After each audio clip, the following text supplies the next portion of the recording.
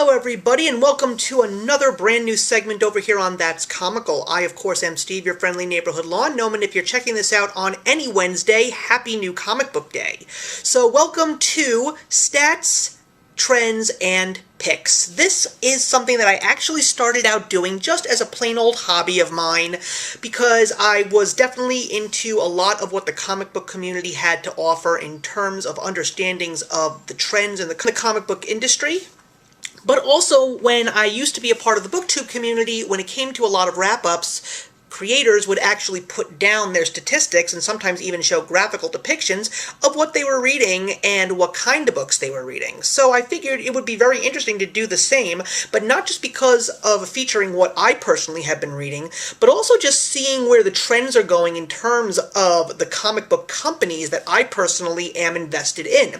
And honestly, it really does tie into a lot of what's going on in the current comic book state. So, of course, you're going to see a whole bunch of different interesting graphs, and also I'm going to include what my picks are with every single week of each month. So if there is a 5-week Wednesday month, you are definitely going to see 5 different picks, as well as what my predictions for the next series of comic books I think are going to be the best in the following month, and we'll see if I'm actually correct. So, let us start off and take a look at where I was in January, but also where I am now in June, because one of the few things that you're going to see, especially because of the fact that I started collecting comic books once again after a long hiatus, 2019 was when I started, when it comes to getting new comic books, you can definitely see that the numbers were a little bit lower than where they are now. As of now, I am now almost approaching 50 comic books a month. That is a lot of books, but there's a lot of great things to read. So I started off with 34 comics purchased in January that were new books, and the way that I divided up the companies was the ones that are really out there and really featuring a lot of things that I personally am reading. So of course we have to have the big two, DC and Marvel Comics. We've got the one right underneath the both of them, which is Image Comics, Boom Studios, which is definitely making a name for itself, especially because of this year signing Keanu Reeves to co-write Berserker. Aftershock Comics, which is an independent company that me personally I am just loving because of all the amazing writers and the stories that are coming out with every single month that passes by. And then there is Other. Other is just a conglomerate of other independent comic book companies that, while I am enjoying what some of the content is, I'm not necessarily buying as much from those specific companies as I am a Image or a Marvel, etc. And those companies include companies like Dark Horse and AWA Upshot, just to name a few. But there are so many others out there that I could highly recommend to you. So as you can see, when it started off in January, most of my purchasing was DC and Marvel Comics, and that was just because of the fact that there were some big events taking place. DC had just started off Future State, and The King in Black was right dead center in the world of Marvel. But Image was definitely okay, Boom was there. January is really when I started picking up Aftershock Comics, and as you can tell, it's only going uphill from there, because when you take a look at where we were in June, you can see a very significant drop in regards to the big two, and the one that has really picked up the pace as far as an individual standalone company is Image Comics, and that's just because of the fact that 2020 into 2021, we have just gotten so many amazing books, like Department of Truth, Stillwater, Spawn is now entering a whole new era. Stray Dogs was a fantastic miniseries, Haha, which is one of my favorite reads of 2021. But also the indies, Every Which Way, is also picking up the slack. Now we take a look at the purchasing statistics, of course based on a 100%. If we take a look at how The King in Black was definitely taking effect in January and February and DC Future State, in both DC and Marvel Comics was definitely over 50% of my purchasing power. And as you see the months continue, we're now seeing that Marvel is still very much up there, but Image has taken a massive upswing, and the same could be said about Boom Studios as well as all of the other titles in all the other independent companies. Aftershock is still pretty steady, but that's not a big surprise, but I have a feeling that there's going to be a lot more in the Aftershock numbers in the rest of 2021, just because of the fact that September there are so many new great titles that Aftershock is giving me, as well as some that I am currently reading. And then, of course, we have a nice little line graph, which has all of the companies color-coded, and you can once again see, based on what you saw in the physical numbers as well as the percentages, we do see a very big decline in DC and Marvel from January to June, and you can slowly see Image really starting to climb up there. And once again, we'll see how the rest of this year goes. So, what were some of my favorite reads in the past month of June? It was a big reading month. I mean, 47 books. That is a lot. Also take into account that some of the books did not come out at my store during the weeks that they were released, so I sort of shift them when they do in fact come to me a little bit later. I just find it very unfair to say, oh yeah, I did add this to my collection, but I didn't receive the book until 2 weeks later. So when we go into the first week of June, the biggest surprise was actually DC. DC's Black Label gave me the newest James Tynion interesting science fiction slash paranormal slash mystery title, The Nice House on the Lake. It's a 12-issue maxi series, I believe, and we are now officially in July, which means issue 2 is on the way, and let's just say that The Nice House on the Lake was a big surprise. Not to say that I was surprised that it was a James Tynion work, because James Tynion is just doing amazing jobs. Department of Truth is one of my favorites. So many people are reading Something is Killing the Children, and of course his current work on Batman has gotten massive praise. But this book, it sort of came out of the gate as a Knives Out slash Clue vibe to me, and then the big twist happens. Not going to tell you exactly what it is, but let's just say I saw my jaw drop, saying to myself, oh my god, this is not what I expected. I am definitely excited for the next issue, and I wouldn't be surprised if I read this series all the way to the end. The following week was a okay week, because the interesting thing was a lot of the titles that I was very excited for were just okay at best. But the one title that really got me was the 4th issue of James Bond, Agent of S.W.O.R.D, written by Christos Gage. Now, I am a huge James Bond fan. I had never read James Bond comics, but one of the few things that I love about this title is the fact that it really does feel like you're watching a James Bond movie unfold in the pages of comic books. Now, which James Bond are we seeing in this specific 5-part series? I don't know. I'm definitely getting somewhere between a Sean Connery and a Daniel Craig vibe. But if you are a James Bond fan, this is a Dynamite Comics series, and as I said, issue number 4 was the penultimate. It is coming to a close in July, and I am just expecting it to be an overall satisfying ending, though in the world of comics I wouldn't be surprised if there's another spin-off James Bond miniseries on the way.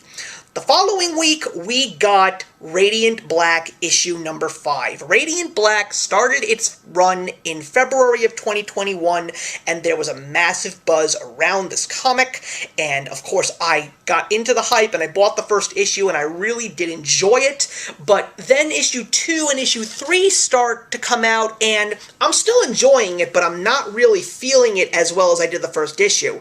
But then issue 4 comes out, and there is a massive twist that I did not expect, especially when it comes to the typical formula. You wouldn't expect a twist like that so soon in a brand new comic book run. And then issue number 5 comes out, and another layer is built upon what we've already gotten in the first 4 issues, and let's just say this is now officially one of my favorite reads of the year. I am so excited to continue with this series, and I am just really excited to see what Kyle Higgins and Image Comics bring me in regards to Radiant Black issue number 6 and beyond.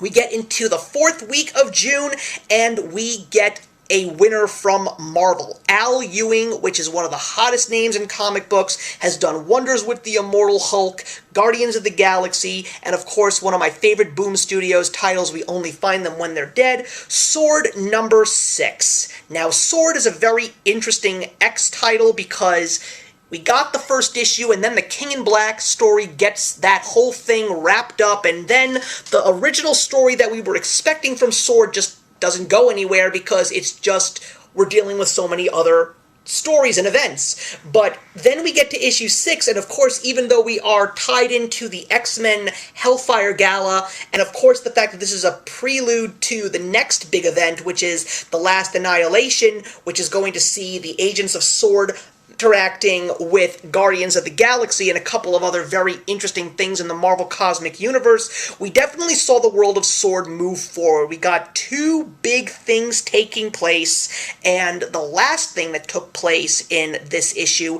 is something that led into the final issue of the Hellfire Gala, which was the last issue of X Factor number 10, written by Leah Williams, and we now are officially waiting for the new story that it ties into, which is the Trial of Magneto, which is also being written by Leah Williams, and it is another 5-part miniseries. So all I'm hoping for is that S.W.O.R.D does not continue to struggle with its identity, and it stops getting roped into all of these events, and it actually starts becoming its own comic, because there's definitely a rich story here, and it's just being sidetracked. It's gotta come out sooner or later. And the last week of June, I wasn't sure what my favorite comic of the week was going to be, but it ended up being Crossover issue number 7 from Image Comics. Now, granted, this is a Donny Cates story, but this was a break in the action, and the issue was written by one of the hardest working people in the comic book industry today. I call him the James Brown of comics, and that, of course, is Chip Zdarsky. He is one of the title names that I just buy the comic if I see his name. So many things that I am reading today are under his name, and everything that he is writing is just gold. And seeing that he was actually tapped to do this very interesting meta issue, if you will, that's what they're describing it, I just got excited to see what he was going to do with it, and I loved this book. Of course, it's really not going to play into anything that happens moving forward, because it's going to go back to the original story arc that started with issue number 1, but Donny Cates' crossover title is just phenomenal. Even though people know him more so for his Marvel work, and knowing that he's going to be writing the Hulk in October, you've got to check out some of his indie work. I definitely have to catch up. I got to read God Country. People praised Baby Teeth, and I am just very excited to see how crossover is going to continue on, as well as hearing that Donny Cates has been tapped by the great Todd McFarlane himself to work on some of the stuff in the new Spawn universe. So that is what happened with me in regards to June, and I am very curious to see what July is going to bring, because as of now, I am anticipating to purchase more than 50 titles. I have never purchased 50 comic books in a given month. I think at this point in time the number is 51, but that of course is subject to change. We will see. But here are my predictions for the 4 weeks of July. I am expecting my top picks to be, in the first week of July, The Nice House on the Lake, number 2, written by James Tynion, of course, I love the first issue. Very curious to see how it's going to continue, just because of the cliffhanger that we got. The second week of July, I've got to give it to W. Maxwell Prince, who is one of my favorite writers in comic books today, next to Chip Zdarsky, and that, of course, is the conclusion to one of my favorite miniseries of 2021, Ha Ha issue number 6. This is actually supposed to tie in with Ice Cream Man, which is the ongoing series that Prince is writing. If you haven't checked out anything from W. Maxwell Prince, I would say that Ha Ha is definitely a good place to start, but I cannot go without recommending other things like The King of Nowhere, 1 Week at the Library, and The Electric Sublime. But I am expecting this miniseries to end in the best way possible, because I have truly enjoyed all the other 5 issues. The third week of July, now I could have given it to Radiant Black issue number 6, just because of where issue number 5 left me, but I have to give it to Moon Knight number 1, written by Jed MacKay. Jed MacKay is definitely one of the most entertaining writers. He's currently writing Black Cat, he's writing Boom Studios' Magic the Gathering, which is such a fun and vibrant book. So knowing that there's so much hype around the Moon Knight character with the Disney Plus show coming out, and that Oscar Isaac is going to be playing Moon Knight, just seeing this cover alone, I am just expecting this to be a fun ride, because Jed MacKay knows how to give his readers a fun ride. I'm hoping that I'm right about that. And to cap off the month of July, I've got to give it to a new Marvel 5-part miniseries, which is Amazing Fantasy. And the reason why is because the person who is writing it and drawing it is a man by the name of Kari Andrews. I would highly recommend that you get your hands on the trade paperback of the AWA Upshot series Erratic. If you are a Spider-Man fan, you are going to love the way that Kari Andrews writes this young character. Very much like a Spider-Man character. As a matter of fact, in Amazing Fantasy, he will be tackling Black Widow, Spider-Man, and Captain America. I wish that he was tapped to actually write the current Amazing Spider-Man run now that Nick Spencer has left, but who knows what the future will bring.